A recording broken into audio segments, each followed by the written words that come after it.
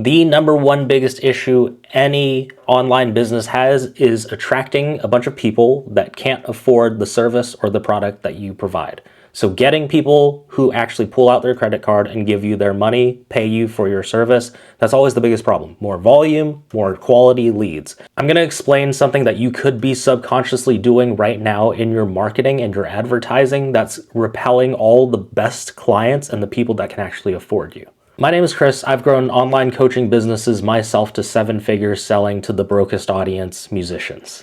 I show them how to make more money, so if I can sell to them, you can sell to whatever industry you're in. Does this sound familiar? You're getting followers, you're getting people who are messaging you, interested in your product or your service, but once you get to the end of the conversation, once you book the call, whatever, you get to the end point and they're like, I just don't have the money, I can't afford it right now, let me think about it, I'll come back. And then they're gone forever and you never hear from them again. It took me a long time and a lot of advertisement money to realize the main reason we attract people that can't afford what we have is because we're saying the wrong thing in our marketing that is bringing those people in. And some of those things are actually repelling the people who can actually afford you. The biggest factor is your pricing.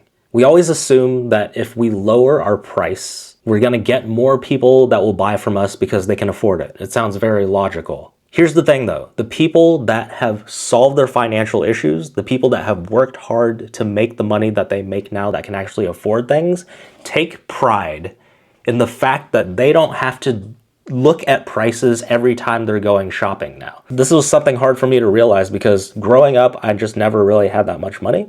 And so subconsciously, I was always looking at price first. How much does this cost? Is this even feasible for me to do? Because if you don't have a whole lot of money, that's the first thing that you think about is how much money can I save before you even ask about, well, what's the value of this product? What am I going to get in return? And it's a broke mentality. I get it. But ever since I started making a little bit of money with my business online, everything shifted. I started thinking about like, I don't even have to look at this, right? I know I can afford it. I just want to know what it does for me. So then my bandwidth to buy things changes. That means my perspective on what's important starts to shift. I start to think about, what is this actually going to do for me? How is it going to make me feel? Or how is it going to buy more of my time back? And that's the funny thing is once you solve your financial issues, you start looking for ways to buy your own time back. That's what's important to people who have money. So in your advertisement, in your marketing, if you're constantly talking about, I am the cheapest in the industry, I have competitive prices, these people charge this much, I charge way less, guess who you're going to attract? You're going to attract people who have to consider how much something costs before they look at the value of something. Is that the type of person that you want to bring on? That's the type of person that you want to work with. People who have to look at the cost and they only are fixated on how much something costs are not fun to deal with. Because as much value as you give them and as much of a great service as you give them, it doesn't matter because they can't look past the wall of the cost. It's frustrating for everybody because if they could just look past this wall that's in front of them, they could see that on the other side of it is this massive pot of gold that could help them get out of the situation that they're in right now where they can't afford anything, but they can't look past that because there's this massive block.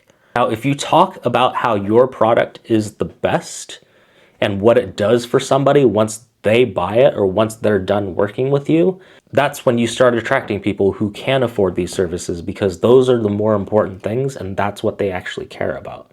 If you talk about cheap prices, it kind of hits their ego and they're like, I don't want the cheapest thing. And if you're the cheapest, they're going to assume that you're not the best. It's just like if I were to hand you a Rolex right now and I said, I'll give you this for $1,000. What's your first assumption? Well, that's like a $20,000 watch. Why is it so cheap? There must be something wrong with it. If you're going to sell your service that way, what are the clients who can actually afford you going to think? Why are they the cheapest? There must be something wrong. So logically, on paper, it makes sense if I lower my price and I'm cheaper, more people will buy. But truthfully, deeper on a subconscious level, this just attracts more people who are looking for pricing and looking for the cheapest option. If you go to Walmart, the first thing that they advertise to you is how much cheaper things are and how much of a cost savings that you're going to get. Most people don't even care if it's an off-brand or if it doesn't even work that well. What they care about is the dollars that they're saving. It starts to be this mental game when you're a discount shopper. You're like, how cheap can I get something? I'll buy it just because it's cheap. If you want to attract people that can afford things, it's the other way around. They start buying things just because it's expensive. Do you think somebody goes into the Gucci store looking for a shirt because they want to get the best deal? They could go to Walmart and get a Hanes shirt for much cheaper, but they buy it because it is expensive. And I know this is tough to wrap your head around, but some people buy things just because it's expensive. Do you think people flex in a Lamborghini because they're like, I got this for $10,000? They're flexing it because they spent way more money on it than most people spend on cars. They buy things because it is expensive. I say all this to say, make that one shift in your marketing and the way that you position your business, and it's going to change the people that you're going to attract. So if you stop talking about in your ads, discounts, sale, I'm cheaper, I'm the cheapest in the industry, to shift and say, this is what's going to happen once you're done working with me. Your life is going to look different because of this. It's going to be different this way. You're going to be able to do this. You're going to gain all this. Just that shift of being on the other side of the market is literally going to attract the people that care more about that.